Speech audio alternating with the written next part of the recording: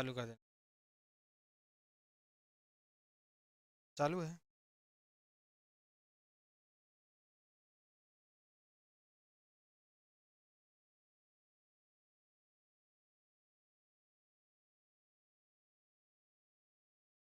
Hello सभी को जय हिंद। आज आपका सुबह का पेपर हुआ था जूनियर लेवल का, और शाम की टाइम आप सब जानते होंगे आपका प्राइमरी लेवल का पेपर हुआ है। और प्राइमरी लेवल का पेपर जो कि था बहुत ही आसान, जैसा कि हर बार होता था कुछ उसी तरीके का पेपर आपको देखने को मिला। बहुत पेपर में वेरिएशन नहीं थे, यानी कुल मिला के कह सकते थे वही पुराने प्रश्न और उन्हीं पैटर्न पे आधारित आपका पेपर यहाँ पे देखने को मिला है। बहुत ज़्यादा चेंजेस देखने को नहीं मिले। हम लोग जल्दी जल्दी क्या करेंगे, आपको यहाँ पे आंसर की बताने का प्रयास करेंगे ताकि आपका बहुत ही कम टाइम में आपका संपूर्ण आंसर की क्या हो कवर हो जाए। तो सबसे पहले मैं मैथ की बात करूं। मैथ में आपके यहाँ पे देख कहते हैं हमारे पास इन अंकों से बनने वाली 4 अंकों की सबसे बड़ी संख्या क्या होगी। तो इसका उत्तर हो जाएगा आपका 6000 कितना हो जाएगा 93। तो हमारे पास इसका उत्तर कितना हो जाएगा 1। अगला सवाल था हमारे पास, कांता के पास 5 दर्जन चॉकलेट है। इस चॉकलेट वाले में यानी भिन्न वाला सवाल था, इसमें आप सभी का उत्तर कितना हो जाएगा 15। मैं यहाँ सॉल्यूशन नहीं बताऊंगा, सिर्फ आपको आंसर बताऊंगा। आप लोग अपने प्रश्नों से क्वेश्चन को बस मैच कराते चलिएगा। क्वेश्चन नंबर 33 हमसे कहता है एलसीएम एचसीएफ का सवाल था, और इसमें आंसर आपका कितना हो जाएगा 15। क्वेश्चन नंबर 34 की बात करें तो यहाँ पे समोसा वाली बात है, पेपर छूट गया होगा, सब लोग समोसा खाते हुए समोसा वाले प्रश्न का आंसर मैच कराना। और 34 का हो जाएगा आप सभी का 68 हो जाएगा, ऑप्शन नंबर 2। अगर हम लोग बात करें 35 कहता है एक ही साइज की 29 बोतलों में हमारे पास इस तरीके से दिए गए थे, इसमें पूछा था आपका क्या क्या होगा। तो देखो सबसे पहले हमारे पास इस प्रश्न का उत्तर हो जाएगा 12 लीटर 750 ml। 36 नंबर क्वेश्चन की बात करें, 36 नंबर क्वेश्चन का आंसर यहां से निकल के आएगा आपका 111। ठीक है, तो यहां से हमारे पास हो जाएगा 36 का कितना होगा 111। घनाभाकार बक्से में है, उसमें हम लोग यहाँ पे क्यूब डालते हैं एक। जब किसी घनाभाकार बक्से में क्यूब डाला जाएगा तो उसी पे आधारित प्रश्न था। अगर क्वेश्चन नंबर 37 का है तो हमारे पास ये भार वाला प्रश्न है, सीटेट का हमेशा प्राइमरी लेवल में पूछा जाने वाला प्रश्न है। तो 37 का कितना हो जाएगा 2। 38 की बात करते हैं, हमसे कहता है किसमें केवल कितनी 2 सममित रेखाएं होती हैं, हमको ये बताना है। तो इसमें किसकी किसकी 2 सममित रेखाएं होंगी हमको बताना है। तो ओनली ऑप्शन कितना हो जाएगा बी। बी हमारे पास ये था, क्योंकि समबाहु त्रिभुज में 3 होता है, समचतुर्भुज में हमारे पास 2 होगा, आयत में भी हमारे पास कितने हो जाएंगे सममित रेखाएं हमारे पास कितनी आ जाएंगी 2, समद्विबाहु त्रिभुज में 1 होगी। तो हमसे पूछा है केवल 2 सममित रेखाएं होती। 1 मिनट टाइम दीजिए। इसका आंसर हो जाएगा बी और सी। ऑप्शन नंबर कितना हो जाएगा 2, बी और सी होगा। ठीक है, तो समचतुर्भुज में भी आपकी 2 होती हैं और आयत में भी आपकी 2 होंगी, तो हमारे पास ऑप्शन नंबर कितनी हो जाएंगी बी। ठीक है, बी और सी। अगला क्वेश्चन देखते हैं हमारे पास, ये किसी का हाथ था, ठीक है, कायदे साफ नहीं था तो गंदा आ गया है, जिसने फोटो खींची है। आगे देखते हैं हमारे पास 39 कहता है निम्नलिखित में किस अक्षर में घूर्णन सममिति है परंतु रैखिक सममिति नहीं होती। तो हमारे पास घूर्णन सममिति है परंतु रैखिक सममिति नहीं होती, हमारे पास यहाँ पे पूछा गया था। तो यहाँ पे हम सभी का आंसर कितना हो जाएगा इसकी बात करेंगे तो एम होगा। ठीक है, घूर्णन सममिति है परंतु रैखिक नहीं है, गुणन सममित है परंतु रैखिक नहीं, तो ऑप्शन नंबर कितना हो जाएगा 3 हो जाएगा। ठीक है, तो यहां से 3 हो जाएगा, क्योंकि जेड में आपका यहाँ पे रोटेशनल सिमेट्री तो पाई जाती है लेकिन लाइन सिमेट्री बिल्कुल नहीं पाई जाती। तो ऑप्शन नंबर कितना हो जाएगा जेड। अगर हम लोग 40 की बात करें, कहता है पंचभुज के आकार वाले पिरामिड में क्या होता है। तो अगर हमारे पास पंचभुज के आकार का होगा तो उसमें पिरामिड याद है फलक 6 होंगे, आपके शीर्ष भी 6 होंगे और किनारे होंगे आपके पास 10। ठीक है, तो यहाँ पे हमारे पास ऑप्शन हो जाएगा 40 की बात करें तो 40 में आ जाएगा 5 फलक और 5 शीर्ष होते हैं। ठीक है, हमारे पास कितने हो जाएगा यहाँ पे 6 फलक और हमारे पास कितना हो जाएगा यहाँ पे 6 निम्न में है। ठीक है, 6 फलक और 6 शीर्ष होंगे। तो 40 का कितना हो जाएगा 3, 6 फलक और 6 हमारे पास कितने हो जाएंगे शीर्ष हो जाएंगे। ठीक है, इतना ध्यान देना, यहाँ पे हमारे पास होगा 6 फलक और 6 शीर्ष आएंगे आपके आंसर।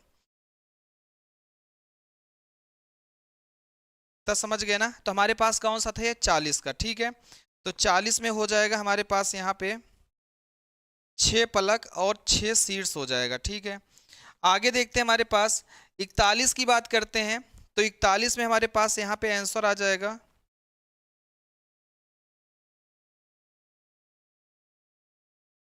फ्राइडे, तो 41 में हमारे पास कितना हो जाएगा, फ्राइडे हो जाएगा। 40 में 5, तो हमारे पास यहाँ पे कितना आ जाएगा, फ्राइडे। ठीक है, फ्राइडे कहाँ मिलेगा, ये मिलेगा। ठीक है, तो हमारे पास कितना हो जाएगा, फ्राइडे।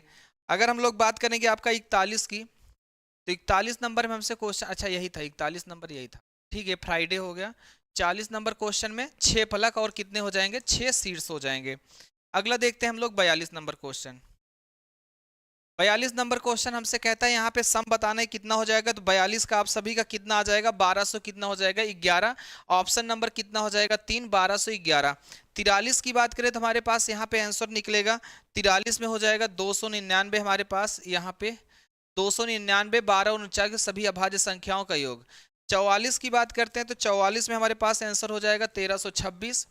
45 की बात करेंगे तो इसमें पूछा था सभी सार्वगुणन खंडों का योग कितना हो जाएगा, तो हमारे पास यहाँ पे कितना आ जाएगा, 28। ठीक है, अगला देखते हैं हमारे पास 45 के बाद अगर हम लोग चलते हैं 46, यहाँ पे क्या होगा, तो हमसे पूछा है तो आप कहोगे 46 का 2 होगा, यानी कार्य पुस्तक के संकलन विधि आधारित प्रश्नों को हल करना सबसे कम पूछा था, तो इसलिए हमारे पास यहाँ पे हो जाएगा ऑप्शन नंबर 2। तो 46 का कितना हो जाएगा, 2। 47 की बात करते हैं तो 47 में हमारे पास आ जाएगा ए और सी, अर्थात ऑप्शन नंबर 4। 48 में अगर हम लोग देखें तो हमसे कहता है कौन सी गणितीय संदर्भात्मक समस्याओं के विषय में सबसे कम उपयुक्त है, तो हमारे पास यहाँ पे 48 का होगा 2।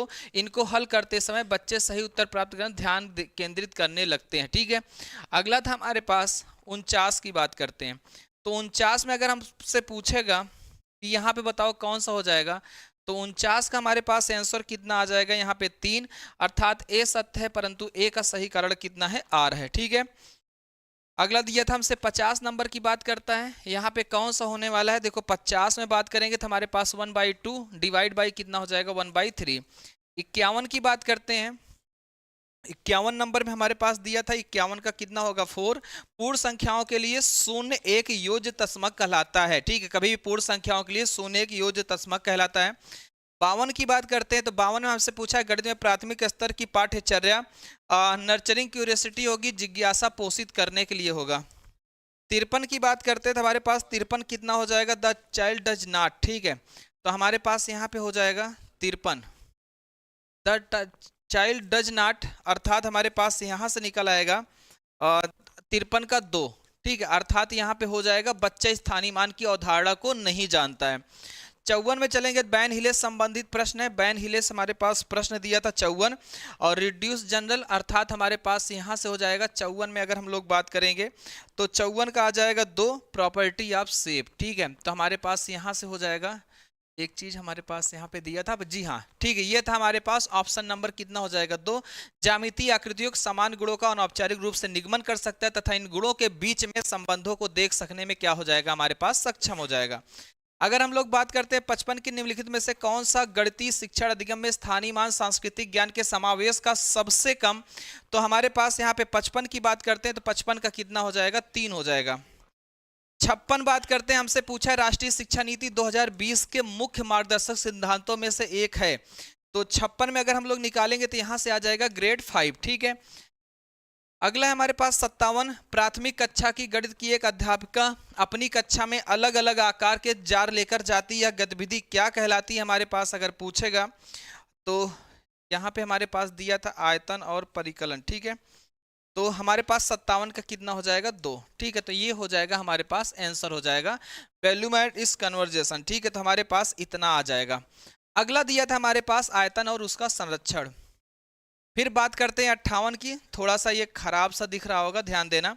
58 में बात करते हैं, हमारे पास दिया था इसमें कौन सा हो जाएगा, तो ये आपको दिख नहीं रहा होगा, फिलहाल याद रखना। बच्चों को एक संख्या में अंकों के स्थान को समझाने के लिए कुछ व्यवहारिक उदाहरण प्रदान करें। ठीक, ये हो जाएगा। बात करते हैं 59 की, तो 59 में हमारे पास दिया था यहाँ पे तो ऑगमेंट होगा हमारे पास, ऑगमेंट हमारे पास कहाँ पे दिया था, ऑगमेंटेशन अर्थात संवर्धन, ऑप्शन नंबर कितना हो जाएगा, डी। और अगर हमारे पास अंतिम क्वेश्चन है 60 नंबर, कहता है निम्नलिखित में से कौन सी संख्या पूर्व अवधारणा बुनियाद पर गणितीय अवधारणाओं की समझ के लिए निर्माण प्रासंगिक है, तो हमको क्या क्या चाहिए, तो आपको याद रखना क्लासिफिकेशन एंड वर्गीकरण अर्थात वर्गीकरण और क्रमबद्धता हमारे लिए यहाँ पे प्राथमिक स्तर पर सबसे ज्यादा जरूरी होता है। ठीक है, तो ये हमारे पास था मैथ का पूरा सॉल्यूशन। अब आ रहे हैं आपके बीच में इंग्लिश वाले सर, तो आपका पूरा पूरा सॉल्यूशन कराएंगे। ठीक है, आइए सर।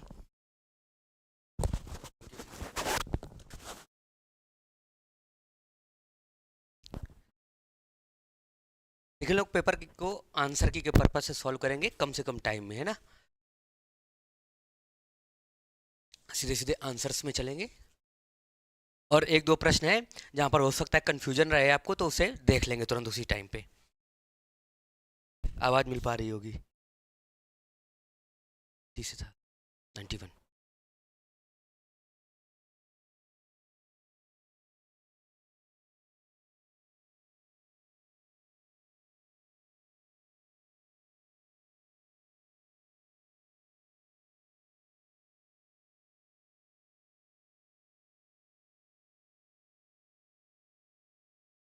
लेकिन 91 में पहला क्वेश्चन है, जैसे इन्होंने लिखा कि 6 डिफरेंट लैंग्वेजेज, तो मल्टी लैंग्वेज स्पीकर हो जाएगा आपका। ठीक है, you are interested in studying topics, तो इसमें सोशियो लिंग्विस्टिक्स आपका 92 में हो जाएगा। 93 में कह रहा है कि कॉन्ट्रास्टिव एनालिसिस का कौन पार्ट नहीं है, तो सिंटैक्टिक इसका आंसर है। आप फिलहाल आंसर की तरफ जाइए, एक्सप्लेनेशन हम लोग बहुत बाद में देख लेंगे। 93 तक हो चुका था, और एक दो प्रश्न जो कंफ्यूज करेंगे वो तुरंत तुरंत देख लेंगे। फिर कह रहा है कि you find that an English language teacher is using freely mother tongue in class. फिर कह रहा है कि सी यूजिंग ग्रामर और ट्रांसलेशन दोनों का यूज कर पाएगा तभी हो पाएगा। Next 95 the ability to write consciously by not including any detail. जब आप संक्षेप में कोई चीज लिखते हो तो समराइजिंग की तरफ जाते हो। 96 तक हम लोग पहुंच चुके हैं। कह रहा है वॉइस एक्सप्रेशंस कि उसके आवाज के भाव क्या थे, ये जानने के लिए आप उसका टोन चेक करते हो ना कि लहजा कैसा था। फिर 97 थोड़ा सा, ये sitting arrangement in a class should be flexible, ये लचीला होना चाहिए, मतलब समय समय पर बदलता रहना चाहिए। इन चारों ऑप्शन में सबसे बेहतर ऑप्शन आपका ए वाला, इट वुड हेल्प, ये मदद करता है कंडक्ट मेनी मेनी ग्रुप्स, और यहाँ पेयर्स लिखा होना चाहिए कि ढेर सारे ग्रुप्स और पेयर बनाने में, and whole class activities very easily. Whole class और होल क्लास पूरी की पूरी क्लास एक्टिविटीज वेरी इजली, और आसानी से चीजें होती रहती हैं। फिर कह रहा है कि to assess reading skill at primary level a language teacher should most importantly focus on reading with understanding. अगर प्राइमरी लेवल पर है तो रीडिंग को अंडरस्टैंडिंग के साथ हमें डील करना होता है, और जाहिर सी बात है प्रॉब्लम होगी। अगर किसी भी प्रश्न में आपको कोई और आंसर लगे तो आप कमेंट के माध्यम से हम तक पहुंचा सकते हैं, समय के साथ आपको जवाब जरूर मिलेगा। इफेक्टिव कम्युनिकेशन करने के लिए आपको 93 में लिसन टू अदर्स फर्स्ट। अब जब इफेक्टिव कम्युनिकेशन तभी हो पाएगा जब आप जब दूसरे को सुनेंगे तभी हो पाएगा, इसका ये answer. A major objective of teaching English grammar is to, जब टीचिंग इंग्लिश ग्रामर को इंप्रूव करेंगे तभी आप, कह रहा है कि to express ideas logically and correctly in speech and writing, तभी आप ये वाला काम कर पाएंगे। ठीक, फिर कह रहा है कि while developing writing skill among the students at primary level a teacher must encourage her students to write on topics related to. लेकिन जब आप शुरुआती दौर पर है तो नेशनल थीम, रिलीजियस बिलीफ्स और सोशल इश्यूज, इन मुद्दों पर कुछ भी लिख पाने में उतना सक्षम और समर्थ नहीं होते हैं, इसलिए पर्सनल लाइफ की तरफ जाते हैं, क्योंकि आप उससे रिलेट करते हैं तभी जाके उन आंसर्स को, तब आप उस पर कुछ लिख पाएंगे, इसलिए आपका ये पर्सनल लाइफ इसमें आंसर हो जाएगा। नेक्स्ट है 102 में जब चलेंगे तो डायग्नोस्टिक असेसमेंट है। 103 में लैंग्वेज एक्विजिशन डिवाइस। फिर 104 में जब जाओगे तो फोनिम।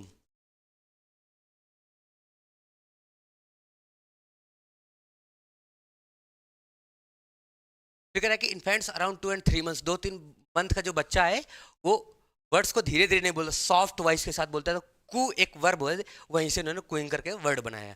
फिर ये आपको एक्सट्रैक्ट दिया, उससे कुछ क्वेश्चंस पूछे इन्होंने, तो सीधे क्वेश्चंस पर चलते हैं। बहुत डिफिकल्ट नहीं है, आसानी से चीजें डील हो पाएंगी।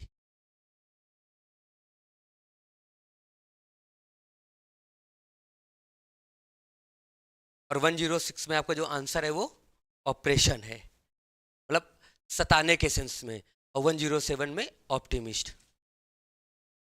फिर है 108 में आपका second that has always been painful, जो हमेशा तकलीफ दे रहा है। और 109 में आप रिपीटिशन में चले जाना, 109 थर्ड रिपीटिशन।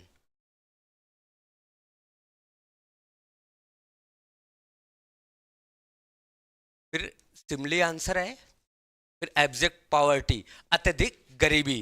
इन्होंने एक पैसेज लिया है, इसके कुछ क्वेश्चंस, इसके बाद इन्होंने प्रश्न पूछने का काम किया है। तो जब आप पैसेज को देखो, उतना टाइम, पैसेज क्या, सारे क्वेश्चन ही नहीं पढ़े हैं सही से, है ना, मतलब पहले वो देख लिए गए हैं, आपका समय बचाने के पर्पज से चीज़ें की जा रही हैं।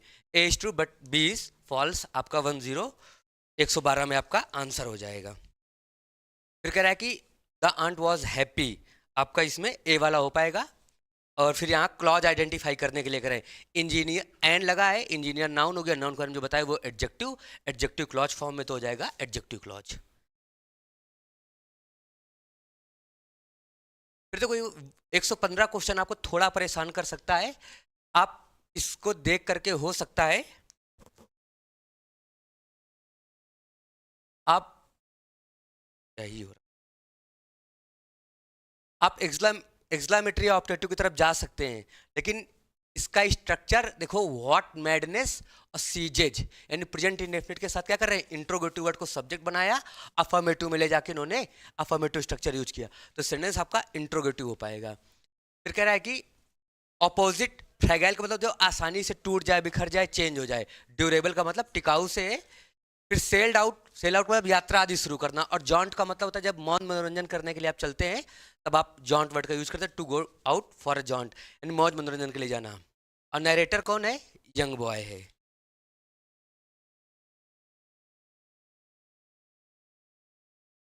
फिर 119 में आपका सेकंड वाला हो पाएगा, और 120 में बोथ ए एंड 3। इसके बाद अगर किसी ऑप्शन में, किसी क्वेश्चन में आपको मिस्टेक लगे तो आप कमेंट के माध्यम से बता सकते हैं।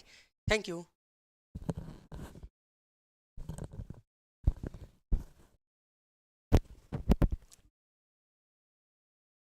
प्रिय विद्यार्थियों, आप सभी मित्रों का हार्दिक स्वागत, अभिनंदन, वंदन। और बहुत ही प्यारा प्रश्न पत्र आपको देखने को मिला और बहुत ही धूमधाम से आपकी तैयारी भी थी।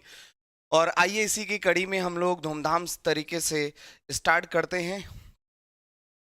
और सीडीपी के जो भी सेगमेंट से जो भी क्वेश्चन आए थे, बहुत ही सरल प्रश्न पत्र था गुरुजी, और आपने तो एकदम धूमधाम से एकदम बढ़िया से प्रश्न किया भी होगा, बहुत प्यारे तरीके से मेरे मास्टर।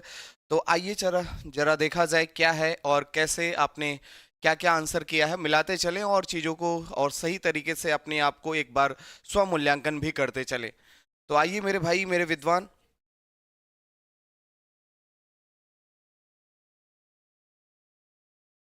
और पेपर तो बढ़िया ही था, लगभग सरल था। एक बार अपने अपने विचार भी आप लिखते चलें कि कैसा रहा प्रश्न पत्र आज का। और बहुत कुछ चीज़ें आपके लिए बढ़िया थी और लाजवाब थी। तो आइए देखा जाए क्या था। बहुत सरल पेपर आपके देखने को मिला है। और सीडीपी सीक्वेंस पे 1 पे है वो गाना,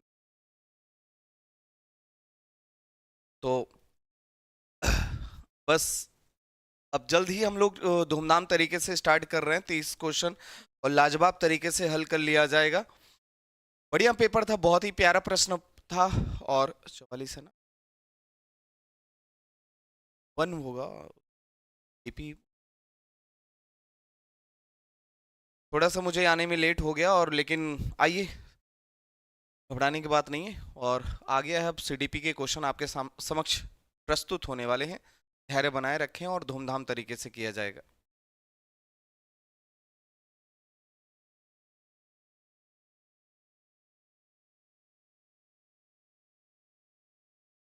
एक बार सभी बच्चे ये जरूर अपने कमेंट डालें कि पेपर कैसा रहा, आपका क्या पॉइंट ऑफ व्यू रहा, क्या और पेपर लगभग आपके बढ़िया प्रश्न आए थे, लाजवाब आए थे। बहुत ज़्यादा टाइम नहीं लिया जाएगा, और बस आइए मिलाते हैं हम लोग।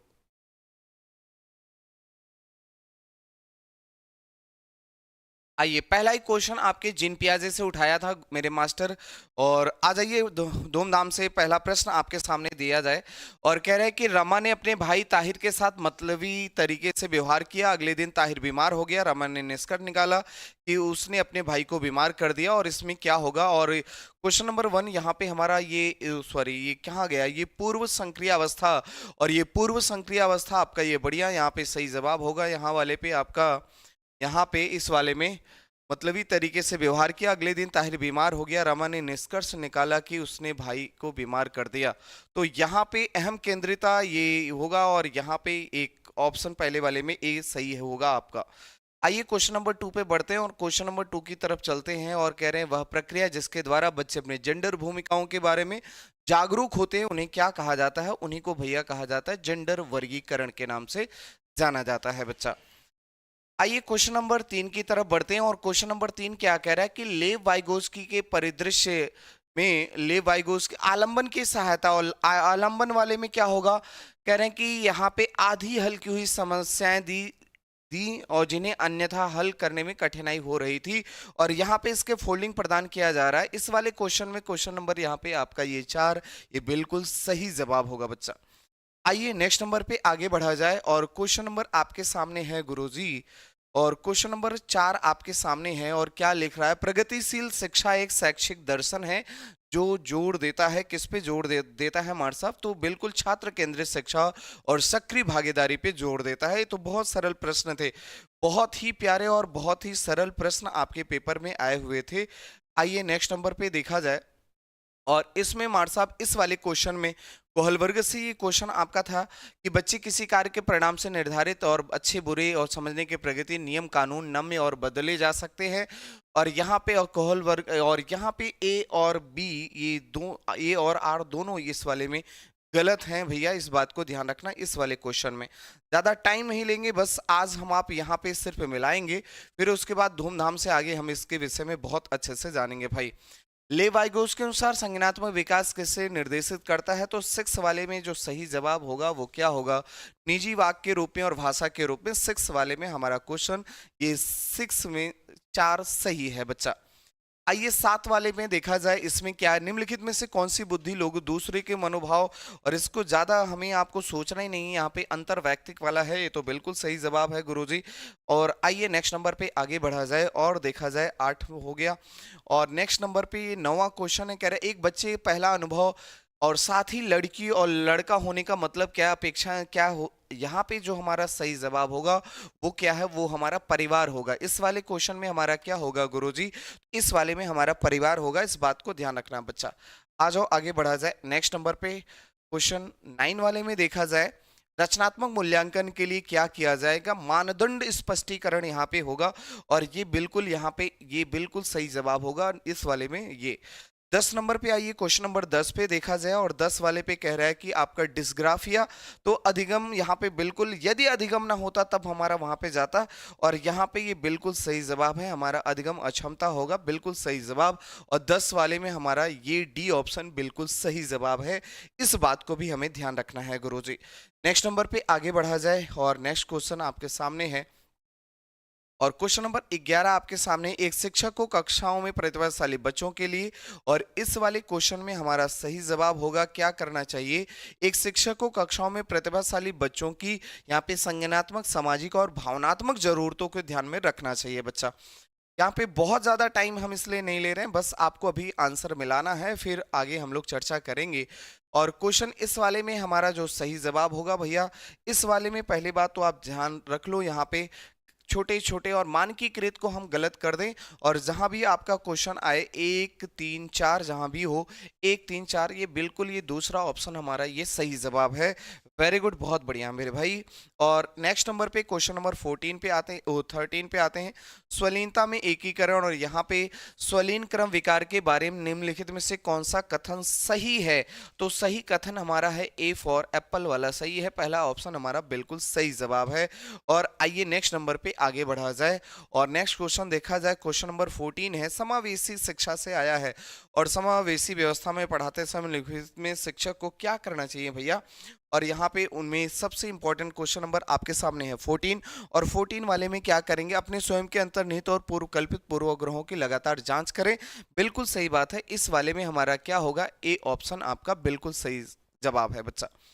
आ जाओ आगे बढ़ा जाए नेक्स्ट नंबर पे क्वेश्चन नंबर 15 आपके सामने है और शिक्षकों को कक्षा में मुद्रण और इस वाले क्वेश्चन पे आइए और क्वेश्चन नंबर 15 पे एक बार सभी बच्चे 15 वाले पे आए और 15 वाले पे आपने क्या लगाया है? और बिल्कुल 15 वाले में 4 आपका यहाँ पे सही जवाब आपका है, ये 4 वाला ऑप्शन बिल्कुल सही जवाब होगा। आइए 16 वाले क्वेश्चन पे आगे बढ़ा जाए। क्वेश्चन नंबर 16, एक प्रगतिशील कक्षा में विद्यार्थियों को अधिगम को सुगम बनाने के लिए और शिक्षक को निम्नलिखित में से किस प्रक्रिया पर बल देना चाहिए? तो इस वाले में हमारे साहब बिल्कुल चिंतनशील पर बल देना चाहिए और ये सही जवाब है आपका 16 वाले पे। आइए 17 पे क्या लिखा हुआ है कि रमन, और कह रहे हैं रमन जो कक्षा 4 का विद्यार्थी एक प्रश्न को हल नहीं कर पा रहा है। लेखक रमन यहाँ पे देखकर रमन का शिक्षक उससे कहता है कि उसके मन में क्या चल रहा है वह उसे बोलकर इस प्रश्न को हल करने की कोशिश करे, और यह मौखिकरण उसको क्या देगा मार साहब, उसके लिए सहायक है। और यहाँ पे ए फॉर ए आपका ये ऑप्शन बिल्कुल सही जवाब होगा। चलिए आगे बढ़ा जाए और नेक्स्ट नंबर पे देखा जाए। क्वेश्चन नंबर 18 है, एक शिक्षक जो रचनावादी शिक्षा में विश्वास रखता है वे के लिए आवश्यक है कि केवल सामाजिक आधार पर छात्रों को निर्णय लेने से बचे। बिल्कुल सही जवाब है और यहाँ पे इस वाले क्वेश्चन में 18 में एक हमारा बिल्कुल सही जवाब होगा बच्चा। मिलाते भी चलें और देखते चलें आपने कितने क्वेश्चन सही किए हैं। और बहुत सरल पेपर था, बहुत ही सरल प्रश्न पत्र था आपके सामने। सक्रिय संलग्नता का तात्पर्य क्या होगा? तो भैया इसको तो आप पूरा ये लगभग, हाँ सही बात है कि ये सही प्रश्न करें। वेरी गुड, बहुत बढ़िया। आओ 20 वाले पे देख रहे हैं कि राधा तर्क देती कपड़े छाया में, और मैंने स्पष्ट आपको नोट्स में चित्र के द्वारा भी इसको पढ़ाया था। और यहाँ पे कारण, यहाँ पे कार्य प्रभाव होगा, कारण यहाँ पे कारण प्रभाव, यहाँ पे बिल्कुल सही बात है। और नेक्स्ट नंबर पे आगे बढ़ा जाए और नेक्स्ट क्वेश्चन आगे देखा जाए। यहाँ पे 21 वाले क्वेश्चन में क्या होगा हमारा, यहाँ पे देखा जाए कि इनमें कौन सा आंतरिक अभिप्रेरणा है, और आंतरिक अभिप्रेरणा है व्यक्तिगत आनंद के लिए कोई खेल खेलना है। और यहाँ पे बिल्कुल सही जवाब है गुरुजी, इस वाले क्वेश्चन में आपका राइट आंसर ये दूसरा ऑप्शन आपका बिल्कुल सही जवाब है। आगे बढ़ा जाए, नेक्स्ट नंबर पे देखा जाए क्या होगा। और नेक्स्ट नंबर है बच्चा यहाँ पे आपका ये क्वेश्चन है आपका 22, और 22 में कह रहा है निम्नलिखित कथनों में से शिक्षण विश्वास रखने वाले शिक्षकों को बच्चों को ढेर सारी सामग्री उपलब्ध करानी चाहिए और छोटे बच्चे अर्थपूर्ण सीखने के लिए केवल मौखिक निर्देश यहाँ पे कह रहा है भैया। और इस वाले बात को थोड़ा सा ध्यान रखना है, यहाँ पे ए तो सही है लेकिन आर क्या होगा इस वाले ऑप्शन में हमारा ये गलत है, और इस बात को थोड़ा सा ध्यान रखिए। आगे बढ़ा जाए और 23 वाले पे आइए। 23 पे देखा जाए, साथियों और शिक्षकों के सामने कम योग्यता की उपस्थिति से बचना क्या कहलाएगा?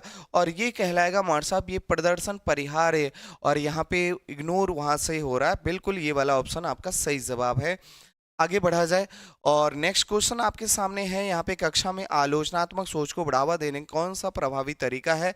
हतोत्साहित करना, धारणाओं को सवाल उठाना प्रोत्साहित करना है, और चुनने के लिए पूर्ण सेट प्रदान करना। और यहाँ पे सही होगा इस वाले ऑप्शन में आपका सही जवाब है, ये दूसरा ऑप्शन बिल्कुल सही जवाब है भाई। और आइए नेक्स्ट नंबर पे क्वेश्चन नंबर 25 पे आया जाए, और क्वेश्चन नंबर आपके सामने है 25, और 25 वाले में हमारा सही जवाब क्या होगा?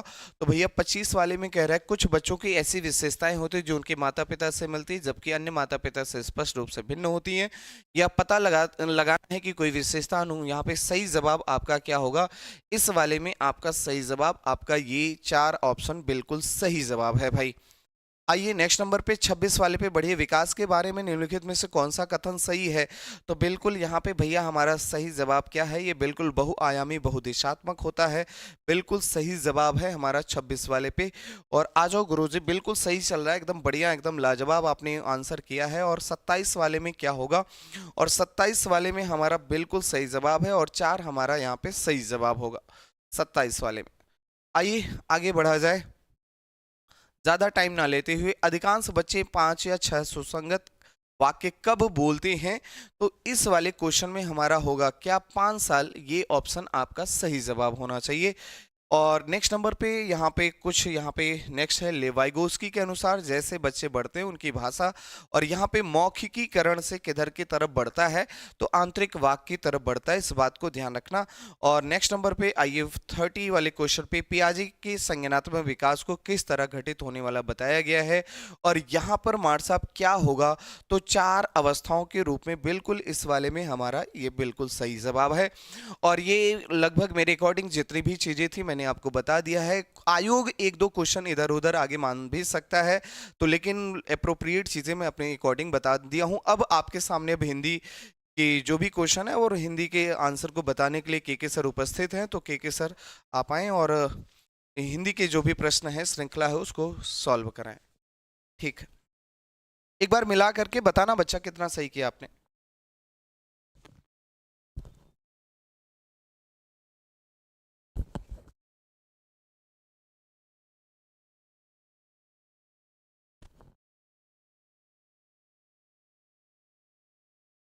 जैसा कि आप लोग देख पा रहे हैं, पेपर बहुत अच्छा था। बहुत ही समझदारी पूर्वक पेपर आप लोगों ने सॉल्व किया होगा, तो बहुत अच्छा रिस्पांस मिला होगा। चलिए आइए हम लोग देखते हैं।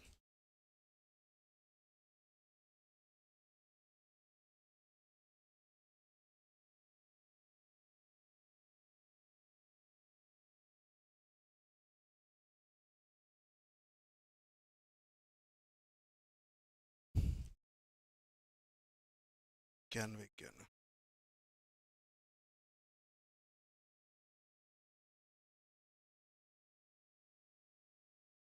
जैसा कि आप लोग देख पा रहे हैं, बस बड़ी जल्दी आपके सामने प्रश्न उपस्थित हो रहा है और हम लोग फटाफट प्रश्नों के उत्तर श्रृंखला को आगे जारी रखेंगे, जैसा कि आप लोग देख पा रहे हैं।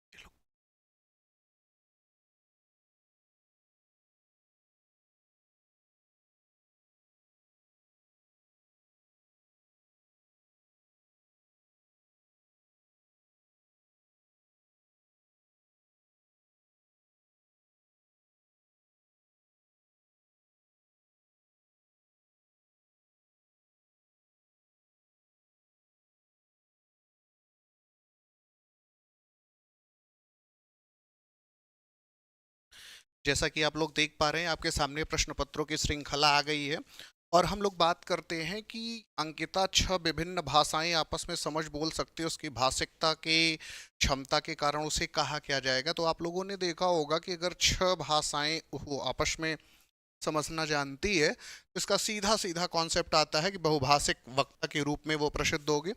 उसके बाद अगर हम लोग नेक्स्ट पर देखते हैं, तो यहाँ पर आप कोड, मिश्रण कोड, अंतरण और बच्चों की भाषा और गुप्त भाषाओं के अध्ययन में रुचि रखते हैं। इन विषयों के अध्ययन में आपको किस मुख्य विषय के अंतर्गत क्या कहते हैं आपको रखा जाएगा। तो अगर हम लोग इस पर बात करते हैं, तो यहाँ पर सीधे सीधे मानव शास्त्र का उत्तर आ जाएगा। और उसके बाद नेक्स्ट क्या कहते हैं हम लोग देखते हैं, निम्नलिखित में से कौन सा तुलनात्मक विशेष का भाग नहीं है। तो आप लोगों ने देखा होगा यहाँ पर कि अर्थगत, ध्वन्यात्मक, वाक्यगत तो ये तुलना हो जाता है, लेकिन कोश विषयक पे तुलनात्मक का कोई कॉन्सेप्ट नहीं आता। नेक्स्ट उसके बाद अगर आप लोगों ने देखा होगा, तो यहाँ पर क्या कहा जा रहा है, आपने महसूस किया कि आपके विद्यालय की एक अध्यापिका कक्षा में स्वच्छंद रूप से मातृभाषा का प्रयोग करती है। यह किस अनुपालन को कर रही है। तो इसका मतलब है कि आपने देखा होगा कि संरचनात्मक मौखिक स्थिति के अंतर्गत अनुपालन सबसे बढ़िया माना जाता है। तो यहाँ पर ये उत्तर मान लिया जाएगा। उसके बाद नेक्स्ट क्या कह रहा है, संक्षिप्त रूप से लिखने की योग्यता। यहाँ पर आप थोड़ा सा अगर ध्यान देंगे, योग्यता जिसमें सब बारीक वर्णन शामिल नहीं है, बारीक वर्णन को अगर छोड़ दिया जाए, जिनके माध्यम से सटीकता का अगर वर्णन लाया जाएगा, तो सीधे सीधे सारांशीकरण की बात आ जाती है। उसके बाद नेक्स्ट अगर हम लोग यहाँ पर बात करते हैं, तो क्या कह रहा है, वाणी की अभिव्यक्तियों का मूल्यांकन किस माध्यम से प्रभावशाली तरीके से किया जाता है। तो यहाँ पर आप ये ध्यान रखिएगा, दोनों उत्तर बहुत अच्छा है। वाणी की शैली से भी मान लिया जाता है, लेकिन सही ढंग से देखा जाए तो शब्दों के चयन से मान लिया जाता है। अब उसके बाद नेक्स्ट अगर हम लोग देखते हैं, तो हमारे पास कहा क्या जा रहा है, कक्षा में बैठने की व्यवस्था में लचीलापन होना चाहिए। तो लचीलापन इस प्रकार से होना चाहिए कि आपने देखा होगा कक्षा में बैठने की व्यवस्था में लचीलापन होना चाहिए, क्योंकि इस तरह से कक्षा में क्या कहते सरलता पूर्वक समूह, जोड़ीदार व समग्र कक्षा गतिविधियां करवाई जाती है। बिल्कुल, लचीलापन का मतलब होता है कि एक स्टैंडर्ड लेवल की सहानुभूति, और जिससे बच्चे को किसी भी प्रकार से असहजता फील ना हो।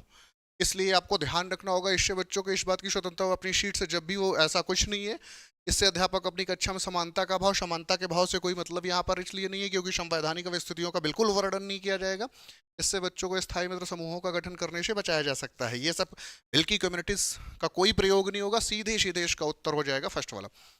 नेक्स्ट के अंतर्गत अगर हम लोग आगे बढ़ते हैं, तो यहाँ पर कहा क्या जा रहा है, देखिए, प्राथमिक स्तर पर पठन कौशल का आकलन करने के लिए भाषा अध्यापक को मुख्य रूप से किस पर ध्यान केंद्रित करना चाहिए। तो प्राथमिक स्तर की बच्चों की अगर जब भी बात होगा, तो यहाँ पर आप ये ध्यान रखिएगा, विराम चिन्हों से कोई मतलब नहीं है। प्राथमिक स्तर का बच्चा समझ के साथ पढ़ नहीं सकता, प्रवाह के साथ पठन पर कोई बिल्कुल ध्यान नहीं, वर्णमाला के अक्षरों पर पहचान के साथ। नेक्स्ट के अंतर्गत अगर हम लोग यहाँ पर बात करते हैं, तो आते हैं,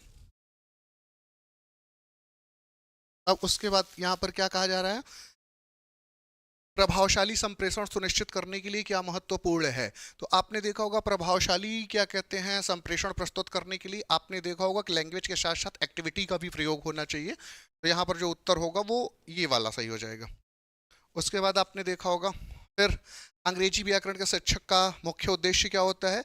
तो व्याकरण के शिक्षण का किसी भी साहित्य के अंतर्गत अगर देखा जाए, तो चाहे वो अंग्रेजी हो, संस्कृत हो, उर्दू भाषा हो, बांग्ला हो, किस भी हो, तो वाक्य एवं लेखन में विचारों को तार्किकता के और सटीकता के साथ साथ अभिव्यक्ति पाने की योग्यता विकसित करना होता है।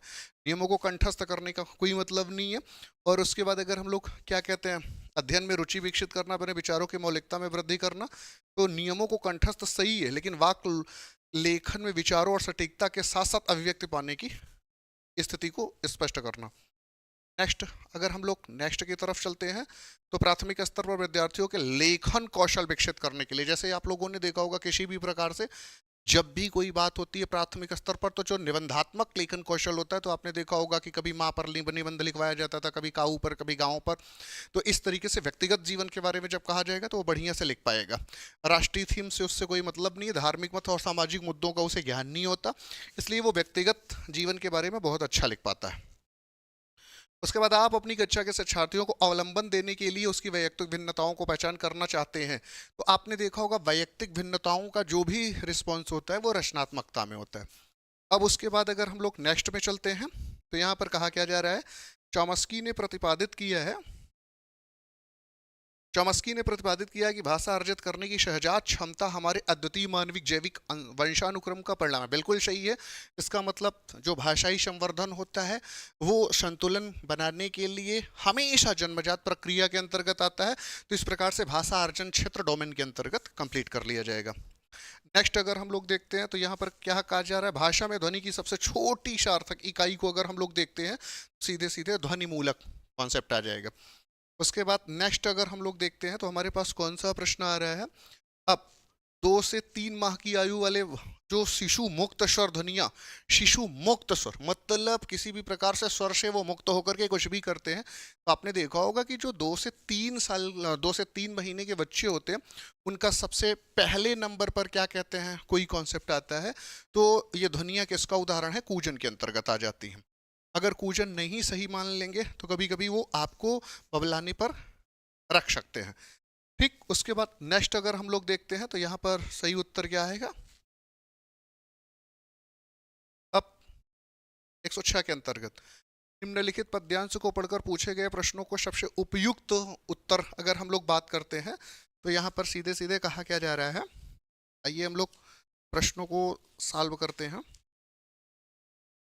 कह रहा है कभी मुंबई के भीतर क्यों लौटना चाहता है, तो अगर देखा जाए तो ऊंची अशांत लहरों के कारण, क्योंकि आपने देखा होगा ऐसा अकेला उसी पर खड़ा है, रोने की इच्छा उतनी ऊंची लहरों में कहीं दिख नहीं रही थी, इसलिए ऊंची लहरों के अशांत के कारण। उसके बाद नेक्स्ट क्या कहा जा रहा है, अगर हम लोग यहाँ पर बात करते हैं कवि के मन का भाव नहीं है, तो आपने देखा होगा अगर कवि के मन के भाव की बात हम लोग करते हैं, तो यहाँ पर चिंता का भाव नहीं है, बाकी सब रुदन की इच्छा, रुकना मुश्किल, अकेलापन, सारा कॉन्सेप्ट आ रहा। देर तक टिकना में देर शब्द जो होता है, अगर हम लोग बात करते हैं तो स्थानवाचक क्रिया विशेषण के अंतर्गत आ जाता है। रुलाई फूटना का आशय, मतलब रुलाई अगर फूट जाती है, बाहर आ जाती है, तो फूट फूट कर रोना हो जाता है, तो इसके अंतर्गत अगर हम लोग देखते हैं तो यहाँ पर क्या हो जाएगा, फूट फूट कर रोना। फिर उसके बाद रात कहाँ तक दिख रही थी, क्या कहते हैं, मुंबई में रात कहाँ दिख रही थी, तो समुद्र के आसपास, क्योंकि समुद्र के किनारे ही वो खड़ा था, तो ऊंची लहरों में रात तो थोड़ी दिख रही थी, वो समुद्र के किनारे अगर हम लोग यहाँ पर देखते हैं, तो यहाँ पर जो ऊंची लहरें हैं उसका उत्तर आ जाएगा। नेक्स्ट, यहाँ पर कवि खड़ा कहाँ था, तो आपने देखा होगा कि कवि के खड़ा होने की जब भी बात आएगी तो उठते समुद्र के पास। बात समझ में आ रहा है कि नहीं। नेक्स्ट, अब उसके बाद नेक्स्ट अगर हम लोग यहाँ पर बात करते हैं, तो हमारे पास नेक्स्ट प्रश्न आ रहा है, वो क्या कह रहा है, गद्यांश के लिए वो अनुसार शिक्षण की सबसे बड़ी संस्था को अगर हम लोग लेना शुरू कर देते हैं, तो गद्यांश के अंतर्गत सबसे बड़ी संस्था में जो हमारा उत्तर आएगा वो आ जाएगा लोकशाला के लिए। यहाँ का उत्तर जो सही हो जाएगा वो क्या हो जाएगा, उसको लोकशाला कह देंगे। लोकशाला में हम नहीं सीख सकते, आपने देखा होगा कि पुस्तक वाचन नहीं सीख सकते, क्योंकि यहाँ पर सारी बातें हुनर के अंतर्गत संबंधित है। अब उसके बाद अगर हम लोग यहाँ पर बात करते हैं वह बहुत दूर है, मतलब बहुत दूर स्थान है, तो यहाँ पर स्थानवाचक क्रिया से बात कर लिया जाएगा। नेक्स्ट उसके बाद हमारे पास यहाँ पर आ रहा है कच्ची पक्की इमारत में कच्ची पक्की इमारत की विशेषता है कच्ची पक्की, तो इसका मतलब ये सीधे सीधे किससे संबंधित है? विशेषण से संबंधित है। नेक्स्ट गद्यांश के अनुसार हम कौन कौन सी बुनियादी बात भूल गए हैं, तो आपने देखा होगा कि क्या कहते हैं बुनियादी बातें भूल गए तो लोक शिक्षा का सबसे बड़ा साधन है, इस बात पर पूरी तरह से भूल गए हैं। उसके बाद नेक्स्ट क्या कहते हैं कौन सा वक्तव्य सही नहीं है, तो आपने देखा होगा कि अगर सही नहीं है की बात यहाँ पर किया जाए तो लोकशाला में शिक्षक पढ़ाते हैं, केवल पढ़ाते नहीं हर प्रकार का हुनर विकसित करते हैं, तो यहाँ पर जो उत्तर होगा वो ये हो जाएगा। उसके बाद नेक्स्ट अगर हम लोग देखते हैं तो अर्थ की दृष्टि से भिन्न शब्द की बात अगर की जाए तो अर्थ की दृष्टि से यहाँ पर सबसे भिन्न अगर कॉन्सेप्ट देखा जाए तो विद्यालय माना जाएगा। बात समझ में आ रहा है कि नहीं? उसके बाद गद्यांश के अनुसार सरकारी व्यवस्था में आवश्यक नहीं समझा गया, तो जैसे आपने प्रसंग पढ़ा होगा तो वहाँ पर सबसे ज़्यादा जो मॉनिटरिंग की गई है, अभी हाल में ही आपने देखा होगा कि ट्रांसफॉर्मेशन के लिए जो क्या कहते हैं नज़दीकियाँ थी, तो यहाँ पर घर और विद्यालय के की दूरी पर ध्यान देने की बात हो गई थी। उसके बाद लोकशाला में आपने देखा होगा समाहित नहीं है, तो लोकशाला में समाहित लोकशास्त्र नहीं है। इस प्रकार से क्या कहते हैं हम लोगों ने अपने प्रश्नों की श्रृंखला को कंप्लीट किया।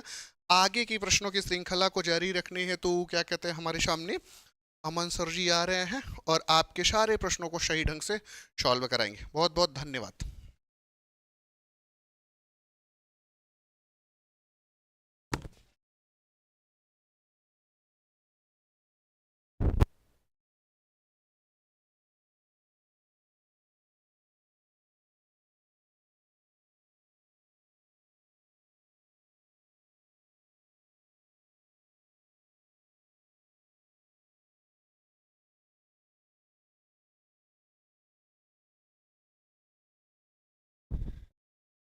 चलो बच्चे देखते हैं ईवीएस का आंसर की। आपको क्वेश्चन देखकर पता लग गया होगा कि जो हमने पढ़ाया वही आया और चुन चुन के आया है ना। चलिए तो देखते हैं आ गया मेरा वाला।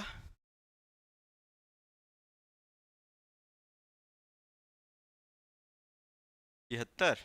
चलिए बहुत ही प्यारे प्यारे क्वेश्चन पूछे गए हैं।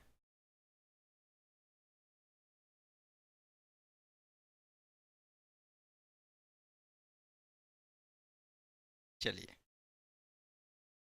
ठीक है,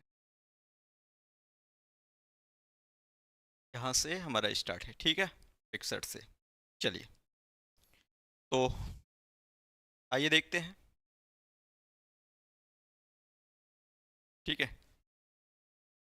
क्या कहा जा रहा है, यहाँ पर कहा जा रहा है कि निफेंथिस, जैसा आप जानते होंगे कि घटपर्णी के बारे में नीचे दिए गए कथन के बारे में जानना है। ठीक है निफेंथिस जिसे आप घटपर्णी कहते हैं के बारे में नीचे दिए गए कथनों पर विचार कीजिए। ठीक है यहाँ पर दिया गया है कि इस पौधे में पत्तियों की आकृति घड़े जैसी होती है और मुंह पर पत्ते का ढक्कन होता है। बिल्कुल ये बात सही है, ये बात सही है।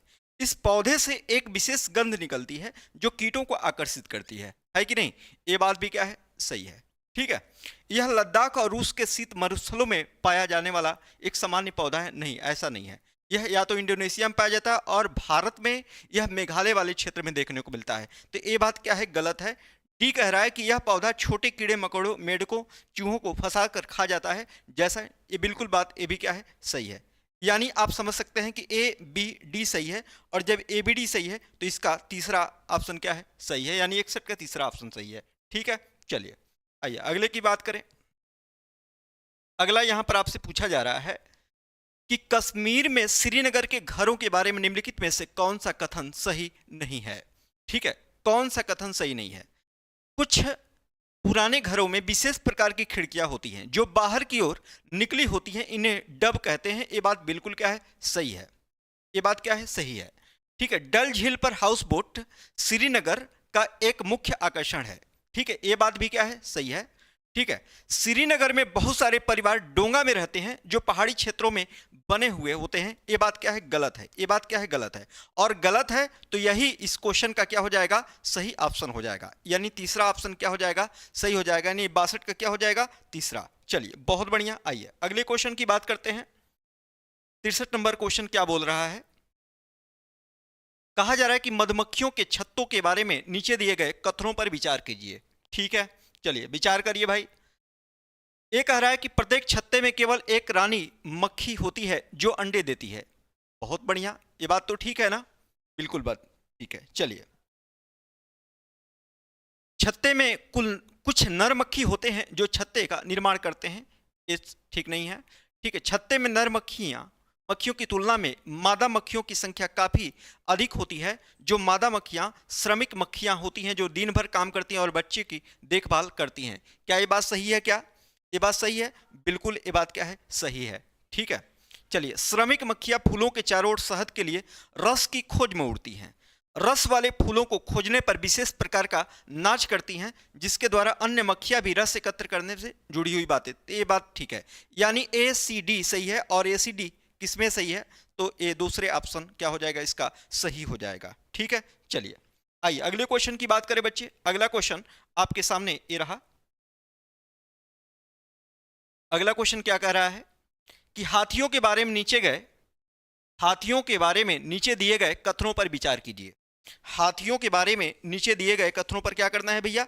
विचार करना है। ठीक है, चलिए, क्या कहा जा रहा है? हाथी झुंडों में रहते हैं। बिल्कुल बात सही है।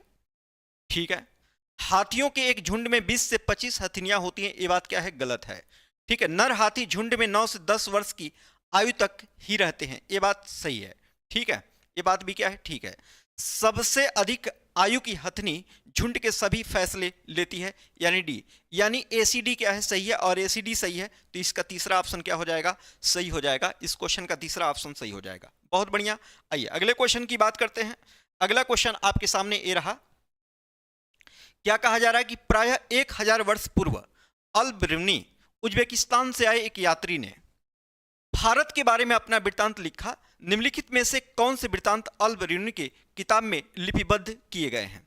ठीक है, यहां पर एक आ रहा है, भारत के लोग तालाब बनाने में बहुत माहिर थे। बिल्कुल बात क्या है? सही है। बिल्कुल बात क्या है भैया? सही है। ठीक है, चलिए आइए आगे देखते हैं।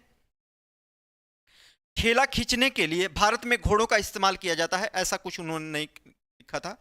पौड़ियों में उतरने व चढ़ने की सीढ़ियां अलग अलग होती थी। बिल्कुल बात ये सही है। झील और जोहर पानी को इकट्ठा करने के लिए बनाए गए थे। ए और सी किस में है भैया? तो ए और सी तीसरे ऑप्शन में है और तीसरा ऑप्शन ही क्या हो जाएगा? इस क्वेश्चन का सही जवाब हो जाएगा। ओके, चलिए आइए अगले क्वेश्चन की बात करते हैं। अगला क्वेश्चन भैया आपके सामने ये रहा। क्या बोल रहा है कि जंगल अधिकार कानून 2007 के अनुसार कम से कम तक जंगल में रहने वाले लोगों को जंगल तथा वहां पैदा होने वाली चीजों पर हक मिल जाता है। तो कितना है भैया? तो इसका पहला ऑप्शन हो जाएगा, यानी 25 वर्ष। ओके, चलिए आइए अगले क्वेश्चन की बात करते हैं। अगला क्वेश्चन आपके सामने ये रहा। क्या कहा जा रहा है कि पशुओं को पालतू बनाने की प्रक्रिया दुनिया के बहुत से भागों में धीरे धीरे चलती रही है। ठीक है, सबसे पहले पालतू बनाए गए जानवरों में भेड़ व बकरी आते हैं। बात बिल्कुल क्या है? सही है। यानी ए और आर क्या है? दोनों सही हैं और आर जो है ए की सही व्याख्या भी कर रहा है। ठीक है, तो इस क्वेश्चन का सही जवाब क्या होना चाहिए? इस क्वेश्चन का सही जवाब आपको मिल जाएगा। ठीक है, हाँ ठीक है, इसका सही जवाब आपको मिल जाएगा क्या? 67 का पहला आपका सही जवाब हो जाएगा। यानी ए और आर दोनों क्या है? सही है, किंतु आर ए की सही व्याख्या नहीं करता। ठीक है, तो पहला ऑप्शन क्या हो जाएगा? इसका सही हो जाएगा। ठीक है, चलिए अगला क्वेश्चन आपके सामने है। कहा जा रहा है कि हड़प्पा के लोगों द्वारा निम्नलिखित में से कौन सा एक जानवर पाला नहीं जाता था? तो आपको पता है कि हड़प्पा के लोग ना घोड़े से क्या थे? अपरिचित थे, मतलब घोड़े से परिचित नहीं थे। ठीक है, तो ये आपका ऑप्शन क्या हो जाएगा? तीसरा इस क्वेश्चन का, यानी 68 का तीसरा ऑप्शन सही हो जाएगा। ठीक है, यहां पर आपके सामने 68 का तो हो गया, 69 का देख लीजिए। ठीक है, 69 वाला कह रहा है क्या? भारतीय संघ यानी यूनियन में गत 25 वर्षों में निम्न में से कौन से राज्य केंद्र शासित बनाए गए थे? यानी पिछले 25 सालों में कौन कौन से केंद्र शासित प्रदेश बनाए गए हैं? तो तेलंगाना बनाया गया है भाई, आपको पता है 2 जून 2014 को, ठीक है। छत्तीसगढ़ भी 2000 में बनाया गया था, ठीक है। लद्दाख भी अभी 2019 में बना है, ठीक है। तो यही ऑप्शन क्या हो जाएगा, सही हो जाएगा, ठीक है। यानी 25 वर्षों के अंदर में कौन कौन से बनाए गए हैं, तो तेलंगाना, छत्तीसगढ़ और क्या, लद्दाख, ठीक है। बहुत बढ़िया, यानी 69 का पहला ऑप्शन सही हो जाएगा, ठीक है। चलिए अगला क्वेश्चन आपके सामने ये रहा। कहा जा रहा है कि आपने मशहूर ओलंपिक खिलाड़ी कड़म मल्लेश्वरी का नाम जरूर सुना होगा। बिल्कुल सुना है भाई। अंतर्राष्ट्रीय मुकाबले में वह कौन सा खेल खेलती थी, ठीक है। तो ये क्या थी, वेट लिफ्टर थी। क्या थी, वेट लिफ्टिंग करती थी, ठीक है। तो 70 का दूसरा ऑप्शन सही हो जाएगा, ठीक है। बहुत बढ़िया। चलिए यहां पर आपके सामने अगला क्वेश्चन बोला है कि मधुबनी पेंटिंग तथा उसके उत्पत्ति क्षेत्र से संबंधित निम्नलिखित कथनों में से कौन सा कथन सही है। तो आपको पता है मधुबनी पेंटिंग जो है यह मिथिला में क्या है, मिथिला, बिहार के मिथिला क्षेत्र में क्या है, प्रसिद्ध हुई थी, ठीक है। और यह पेंटिंग किससे बनाई जाती थी, तो पीसे हुए चावल के घोल में रंग मिलाकर बनाई जाती थी। यानी कुल मिलाकर इस क्वेश्चन का कौन सा ऑप्शन हो जाएगा, तीसरा ऑप्शन सही हो जाएगा, ठीक है। चलिए 72 की बात करते हैं। 72 आपके सामने ये रहा। क्या कहा जा रहा है भाई, कहा जा रहा है कि कथन ए और आर को ध्यान से पढ़िए, पढ़ लीजिए। अभिकथन ए और आर। ए कह रहा है कि घरों की सतह, यानी घरों की सतह की गोबर और मिट्टी के घोल से लिपाई की जाती है, ठीक है। चलिए कारण कह रहा है कि गोबर घर के अंदर तापमान को नियंत्रित करता है तथा कीड़ों को घर से दूर रखता है। ये बात भी बिल्कुल क्या है, सही है। ये बात भी बिल्कुल सही है। और जब यह बात बिल्कुल सही है तो इस क्वेश्चन का सही जवाब क्या होना चाहिए, इस क्वेश्चन का सही जवाब हो जाएगा क्या, ए और आर दोनों सही हैं और आर ए की सही व्याख्या करता है, यानी चौथा ऑप्शन क्या हो जाएगा, सही हो जाएगा। चलिए बहुत बढ़िया। आइए अगले क्वेश्चन की बात करते हैं। अगला क्वेश्चन आपके सामने ये रहा। कहा जा रहा है कि मध्य प्रदेश की राजधानी भोपाल और महाराष्ट्र की राजधानी मुंबई के बीच की दूरी 756 किलोमीटर है। यदि कोई ट्रेन इसको तय करने में लगभग 14 घंटे का समय लेती है तो इस ट्रेन की मीटर प्रति सेकंड में औसत चाल होगी। तो औसत चाल बराबर, आपको पता है कि औसत चाल बराबर होता है कुल दूरी बटे कुल समय।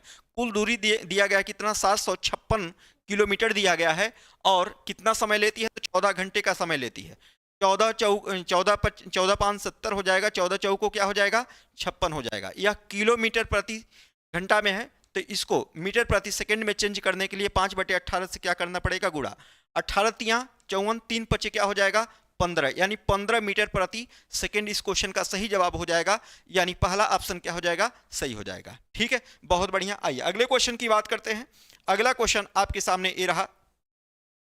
अगला क्वेश्चन भैया आपके सामने ये रहा। कहा जा रहा है क्या कि घरों की निम्नलिखित विशिष्टताओं पर विचार कीजिए। लकड़ी के फर्श, और ए कह रहा है ए बी सी, यहां पर दिया गया है ए बी सी डी दिया गया है। और कहा जा रहा है कि लकड़ी के फर्श और लकड़ी की समतल छतें, ठीक है, ये कहां पर होती हैं भाई, निचली मंजिल में कोई खिड़की नहीं, यह मंजिल जानवरों और आवश्यक सामान को रखने के लिए, ठीक है। और सी ऑप्शन कह रहा है कि ढालू छत व जमीन से ऊपर उठे पत्थरों के खंभों पर बने घर। और डी कह रहा है कि पत्थर, गारा और चूने से बनी मोटी दीवारें, ठीक है। लेह और लद्दाख के घरों में पाई जाने वाली विशिष्टताएं, ठीक है, इसमें से क्या है, चारों में से क्या है, लेह और लद्दाख के घरों में पाई जाने वाली विशेषताएं। चलिए तो आप बता सकते हैं, तो आप इसका सही ऑप्शन क्या लगाएंगे, तो इसका ऑप्शन का सही ऑप्शन लगा देंगे क्या, ए सी और क्या डी, ए सी डी। ए सी डी किस ऑप्शन में है भैया, तो ऑप्शन दूसरे में है, यानी इस क्वेश्चन का दूसरा ऑप्शन क्या हो जाएगा, सही हो जाएगा। बहुत अच्छे बाबू। चलिए आइए अगले क्वेश्चन की बात करते हैं। अगला क्वेश्चन आपके सामने ये रहा। कहा जा रहा है कि निम्नलिखित में से वह राज्य चुनिए जहां तुरंग का अर्थ जंगल होता है। और तुरंग का अर्थ जंगल कहां होता है भैया, सबको पता है कि तुरंग का अर्थ जो होता है ना जंगल, वो होता है कहां, झारखंड में कुड़ुक भाषा में तुरंग को मतलब जंगल को तुरंग कहा जाता है, ठीक है। चलिए बहुत बढ़िया। आइए अगले क्वेश्चन की बात करते हैं। अगला क्वेश्चन आपके सामने ये रहा। एक पर्यावरण अध्ययन शिक्षक के लिए निम्नलिखित में से किसका ज्ञान होना सर्वाधिक महत्वपूर्ण है, ठीक है, किसका ज्ञान होना सर्वाधिक महत्वपूर्ण है भैया, ठीक है। तो अगर आप बतौर शिक्षक हैं पर्यावरण अध्ययन का, तो आपके पास किसका सर्वाधिक महत्वपूर्ण ज्ञान होना चाहिए भाई, बच्चे पर्यावरण अध्ययन कैसे सीखते हैं, यही आपको जानना चाहिए, ठीक है। यानी 76 का पहला ऑप्शन क्या हो जाएगा, सही हो जाएगा, ठीक है। चलिए अगला क्वेश्चन आपके सामने ये रहा। कहा जा रहा है कि हर्लिन ने अपने शिक्षक से पूछा, क्या पूछा, गुलाब में कांटे क्यों होते हैं। एक पर्यावरण अध्ययन शिक्षक का शिक्षण शास्त्र इस जिज्ञासा के प्रति क्या होना चाहिए? चलिए बताइए। पहला, दूसरा, तीसरा, चौथा ऑप्शन दिया है। उसे बताए कि सभी गुलाबों में कांटे नहीं होते हैं। उसे खोजने के लिए कहें कि किन पौधों में कांटे होते हैं, और उसे जानवर जो कांटे लगे और बगैर कांटे लगे पौधों को चबाते हैं उनका परीक्षण करने के लिए कहें, और उसे बताएं कि गुलाब में कांटे उसे जानवरों से बचाने के लिए होते हैं। तो इस क्वेश्चन का तीसरा ऑप्शन क्या हो जाएगा? सही हो जाएगा। इस क्वेश्चन का तीसरा ऑप्शन क्या हो जाएगा मेरे भाई? सही हो जाएगा। ठीक है, चलिए आइए अगले क्वेश्चन की बात करते हैं। अगला क्वेश्चन आपके सामने ये रहा। अगला क्वेश्चन क्या बोल रहा है? ठीक है, कक्षा 4 की ईसा ने शिक्षक से पूछा, गाय अंडे क्यों नहीं देती? अगर आप ईसा के शिक्षक हैं तो आपकी सर्वाधिक उपयुक्त प्रतिक्रिया क्या होगी? भाई पहला कह रहा है उसमें कहें कि जिन जानवरों के कान दिखाई देते हैं और जिनके कान नहीं दिखाई देते हैं उनका संबंध उसे जोड़ें जो जानवर अंडे देते हैं, बच्चों को जन्म देते हैं। ऐसा बोलिए। उससे स्वयं इसके कारण का पता लगाने को कहें और कक्षा के अन्य विद्यार्थियों से ईसा के प्रश्न का उत्तर पूछेंगे। आप यह उत्तर देंगे कि गाय एक स्तनधारी है जो बच्चे को क्या करती है? जन्म देती है। यही सबसे उपयुक्त क्या हो जाएगा? ऑप्शन हो जाएगा। चौथा ऑप्शन हो जाएगा इस क्वेश्चन का। ठीक है, चलिए बहुत बढ़िया। आइए अगले क्वेश्चन की बात करते हैं। 79 नंबर क्वेश्चन आपके सामने ये रहा भैया। क्या बोल रहा है कि एक पर्यावरण अध्ययन शिक्षक शिक्षण और अधिगम कौशल के रूप में कहानी का प्रयोग करना चाहता है। इस हेतु निम्नलिखित सर्वाधिक उपयुक्त क्या है? संदर्भित कहानियां, लोक कथाएं, विद्यार्थी द्वारा लिखी गई कहानियां, आदर्शों पर केंद्रित कहानियां। तो इस क्वेश्चन का 79 का कौन सा ऑप्शन हो जाएगा? तो 79 का आपका तीसरा ऑप्शन क्या हो जाएगा? सही हो जाएगा ए बी सी। क्या हो जाएगा भैया? ए बी सी हो जाएगा। यानी ए बी सी किस में है? तो तीसरे ऑप्शन में है। तीसरा ऑप्शन क्या हो जाएगा? सही हो जाएगा। ठीक है, चलिए बहुत बढ़िया। आइए अगले क्वेश्चन की बात करते हैं मेरे भाई। अगला क्वेश्चन आपके सामने ये रहा। क्या बोल रहा है कि शिक्षक ने विद्यार्थी से एक जानवर का चित्र बनाने को कहा। पूनम ने एक जानवर का चित्र बनाया जिसमें विचित्र जानवरों के शरीर के भागों को प्रदर्शित किया गया। शिक्षक को क्या करना चाहिए? पूनम को बेतुका जानवर बनाने के लिए डांटे। ऐसा करेंगे क्या? पूनम से पूछें कि उसने विभिन्न जानवरों के भाग क्यों बनाए हैं। पूनम से कहें कि ऐसा कोई जानवर नहीं होता और पूनम से उस जानवर का नाम पूछें जो उसने बनाया है। तो इस क्वेश्चन का सही जवाब क्या हो जाएगा? 80 का सबसे बेहतर और सबसे सटीक जवाब क्या हो जाना चाहिए भैया? तो 80 का सबसे बेहतर और सबसे सटीक जवाब हो जाएगा क्या? ठीक है, सबसे सटीक जवाब क्या हो जाएगा 80 का? ठीक है, तो आपका बी और डी हो जाएगा। बी और डी इस क्वेश्चन का सही जवाब हो जाएगा। चलिए बहुत बढ़िया। आइए अगला क्वेश्चन आपके सामने ये रहा। कहा जा रहा है कि अगर एक शिक्षक यह चाहता है कि विद्यार्थी पादप विभिन्नता के बारे में सीखे तो इसके लिए निम्नलिखित में से कौन सी गतिविधि सर्वाधिक उपयुक्त रहेगी? ठीक है, यहां पर ऑप्शन दिए गए हैं। ऑप्शन नहीं मतलब एक कथन दिया गया है। इसके आधार पर ऑप्शन को क्या करना है? सेलेक्ट करना है। तो इस क्वेश्चन का सही जवाब क्या हो जाएगा? इस क्वेश्चन का सही जवाब हो जाएगा सी और डी हो जाएगा। क्या हो जाएगा भैया? सी और डी। इस क्वेश्चन को आप लगाएंगे सी और डी। ठीक है, यानी इस क्वेश्चन का तीसरा ऑप्शन हो जाएगा। बहुत बढ़िया। आइए अगले क्वेश्चन की बात करते हैं। अगर आप डिटेल्स में इस पेपर को पढ़ना चाहते हैं तो आप कमेंट करिएगा। ठीक है, इसको डिटेल्स में हम बताएंगे। अभी क्या है कि अभी सिर्फ ऑप्शन ही टिक किया जाएगा। ठीक है, चलिए निम्नलिखित में से कौन सा तत्व पर्यावरण अध्ययन की प्रकृति का सर्वश्रेष्ठ व्याख्या करता है? अस्थापित तत्व, तार्किक सूचना, अवलोकन, वैज्ञानिक शब्दावली, प्रयोग। सही विकल्प को चुनिए। सही विकल्प को क्या करना है भैया? चुनना है। तो इसका सही विकल्प क्या हो जाएगा? इसका सही विकल्प हो जाएगा सी ई, अवलोकन और क्या? प्रयोग। सी और ई सही विकल्प है। ठीक है, तो तीसरा ऑप्शन क्या हो जाएगा? सही हो जाएगा। ठीक है, बहुत बढ़िया। आइए अगले क्वेश्चन की बात करें। जो बच्चे कल का पेपर देना चाहते हैं तो आज के सारे पेपर को देखकर जाइएगा। आज के सारे पेपर को देखकर जाइएगा और थोड़ा सा सरसरी निगाह से इन चीजों पर क्या कर लीजिएगा? नजर डाल लीजिएगा। निम्नलिखित कथन, यहां पर कहा जा रहा है कि निम्नलिखित कथन ए और बी को ध्यान से पढ़िए। ठीक है, ए और बी को ध्यान से पढ़ना है। एनसीएफ 2005 जानकारी को रटा देने को हतोत्साहित करने की सिफारिश करता है। बिल्कुल बात क्या है? सही है।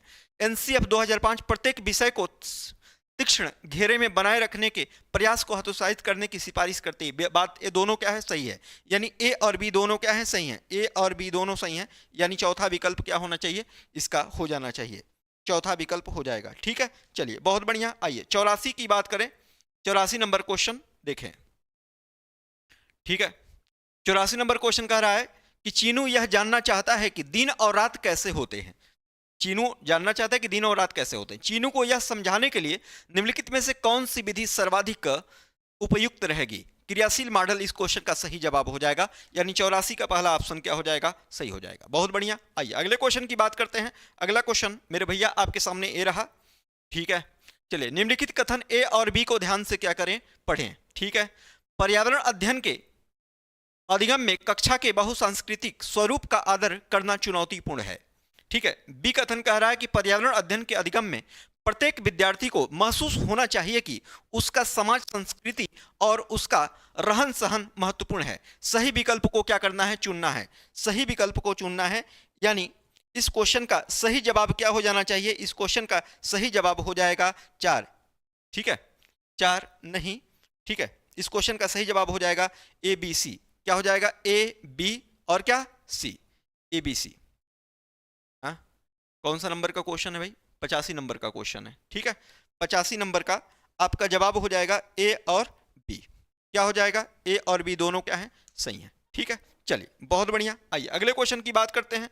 अगला क्वेश्चन भैया आपके सामने ए रहा, 86 नंबर क्वेश्चन है। ठीक है, 86 नंबर क्वेश्चन है। क्या कह रहा है, पर्यावरण अध्ययन के शिक्षक अपनी कक्षा में चर्चा का उपयोग करते हैं क्योंकि चर्चा बच्चों में सामाजिक अंतःक्रिया का विकास करती है। चर्चा वास्तविक और सार्थकपूर्ण अधिगम में मदद करती है। ज्ञान का सार्थक निर्माण तब होता है जब विचारों को साझा किया जाता है और चर्चा संवेगात्मक रूप से संतुलित बच्चों के लिए उपयुक्त है। ठीक है, तो इस क्वेश्चन का सही विकल्प को क्या करना है, चुनना है। तो इस क्वेश्चन का सही जवाब क्या हो जाएगा, इस क्वेश्चन का सही जवाब क्या हो जाएगा, 86 का आपका पहला ऑप्शन ए बी सी क्या हो जाएगा, सही हो जाएगा। चलिए 87 नंबर क्वेश्चन की बात कर लेते हैं। 87 नंबर क्वेश्चन आपके सामने ए रहा। कहा जा रहा है क्या कि एक पर्यावरण अध्ययन का शिक्षक अपनी कक्षा 3 के बच्चों को विद्यालय के बगीचे में जाने को कहता है और उनसे विभिन्न प्रकार पत्तियों को इकट्ठा करने को कहता है। निम्नलिखित में से किस प्रक्रिया कौशल को शिक्षक बच्चों में विकसित करना चाहता है। केवल प्रयोग करना चाहता है, केवल वर्गीकरण करना चाहता है, सृजनात्मक अभिव्यक्ति और पत्तियों के साथ प्रयोग करना चाहता है, और चौथा विकल्प कह रहा है अवलोकन और वर्गीकरण करना चाहता है। तो इसका जवाब क्या हो जाएगा, अवलोकन और वर्गीकरण करना चाहता है, चौथा जवाब हो जाएगा इसका। ठीक है, 88 नंबर क्वेश्चन आपके सामने ए रहा। 88 नंबर क्वेश्चन में कहा जा रहा है कि स्तंभ ए और स्तंभ बी का मिलान करना है। ठीक है, मिलान करना है। ठीक है, यहाँ पर सहपाठी आकलन की बात करें, सहपाठी आकलन जो है इसका मिलान हो जाएगा चौथे से, यानी ए का क्या हो जाएगा, चौथा, ए का चौथा एक ही में है, दूसरा ऑप्शन क्या हो जाएगा, सही हो जाएगा। चलिए आइए अगला देखिए, 89 नंबर क्वेश्चन आपके सामने ए रहा। ठीक है, पर्यावरण अध्ययन सीखने के बारे में निम्नलिखित में से कौन से कथन सही हैं। ठीक है, यहाँ पर आपको कथन दिए गए हैं और 89 नंबर क्वेश्चन का सही जवाब क्या हो जाना चाहिए, तो 89 नंबर क्वेश्चन का सही जवाब हो जाएगा दूसरा, यानी ए और डी। क्या हो जाएगा भैया, ए और डी। चलिए 90 नंबर क्वेश्चन का जवाब आप देख लीजिए। ठीक है, 90 नंबर क्वेश्चन का सही जवाब क्या हो जाना चाहिए, तो आपका बी सी डी हो जाना चाहिए, बी सी डी यानी तीसरा। ठीक है, चलिए तो आइए अब मैथ का देख लीजिए। ठीक है, हाँ